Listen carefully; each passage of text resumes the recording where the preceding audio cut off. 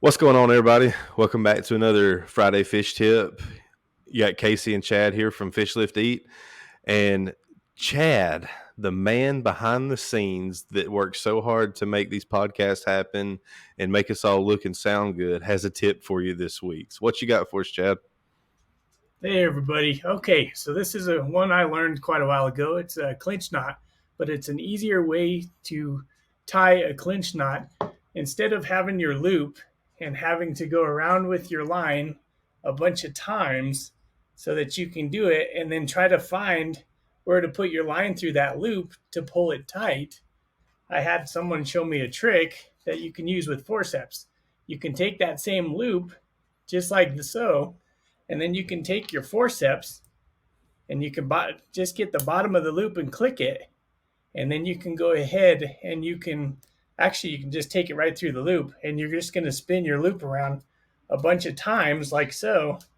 Then you're just going to grab your tag line with your forceps there, and you're just going to pull it through.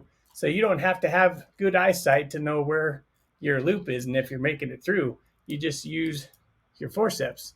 And it's worked for me every time, tying on hooks, tying on flies, a bunch of different things like that. But with the forceps, with my eyes, I can't always see where that loop is to put the line through, but I won't have to see it because all I got to do is grab the end of the line with the forceps and pull it through that loop. That's just an easier way to do a cinch knot.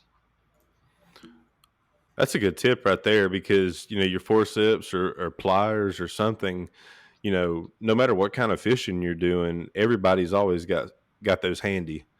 And I know for me, it seems like on some of these little baits that I tie on, like the eyelet's so small that you even have a hard time getting it through that, much less a loop that you just made while doing that clinch knot. And I mean that's a very useful tip that I feel like everybody's going to be able to go out and apply.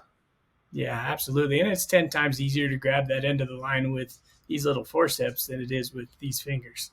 Well, even in like the winter time, like what we're dealing with, during the cold months, it's your hands are numb. Even if you do grab that line, you're not may not even feel it anyway. So Right. that's a very good thing and a good tip that people are going to be able to take on the water with them.